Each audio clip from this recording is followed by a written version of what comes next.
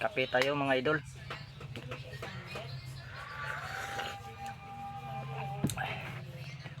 Gumawa ako ng video tungkol dun sa nahack na Facebook account ko.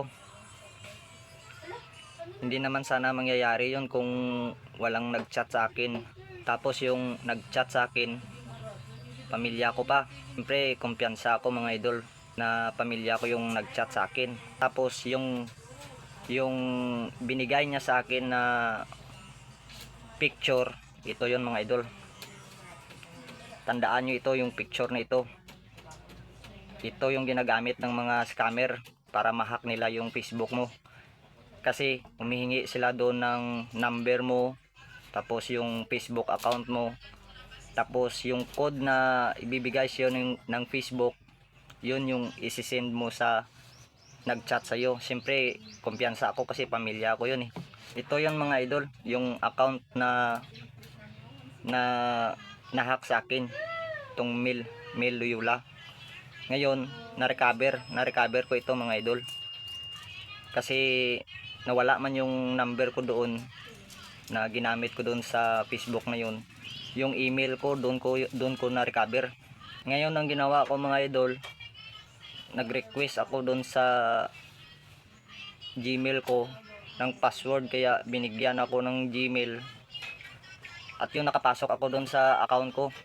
Kaya ginawa ko, nag-change password ako, tapos nilak ko na yung Facebook ko. Kaya mga idol, sa susunod mag-ingat kayo mga idol. Kapag may mag-chat sa inyo na ganito yung ipapakita nila mga idol. Siyempre tayo, mahirap tayo. Siyempre importante sa atin yan eh. Pera yan, makakatulong. Pero hindi pala natin alam na marami pala yung maaapektuhan mga idol. Kasi yung tinatarget ng mga scammer, yung mga pamilya mo, yung mga relatives mo. Kasi tatawagan nila doon, magchat-chat sila doon. Ang gagamitin pa nila ng mga salita doon mga idol, mga emergency. Siyempre, ikaw naman, maniniwala ka kasi emergency yun eh. Akala mo nung nangyari. Siyempre napapaisip ka, kailangan pira, ganito mga idol. Magsisend sila ng number, kaya lang swerte pa rin tayo mga idol. Kasi nga hindi ka agad naniwala yung mga ibang pamilya ko, pero muntik na mga idol. Yung sa bayaw ko, sa asawa ng kapatid ko, muntik na mga idol. At dun sa bayaw ko na sa asawa ko, muntik na sana sila makapagpadala ng pera mga idol.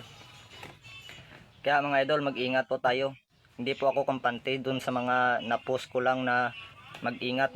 Gumawa talaga ako ng mga video mga idol para sa awareness po natin lahat, na wag po basta-basta maniniwala, kasi baka makatulad kayo sa akin. Alam ko marami ang na-hack na mga Facebook. Kaya doon sa pamilya ko na nag-send sa akin noon, hindi ko yon sinisisi mga idol. Ngayon ko lang din nalaman na yung Facebook niya ay na-hack din.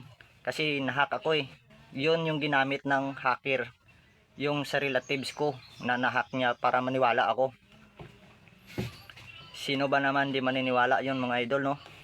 3,000 pesos ibibigay na ayuda sa iyo.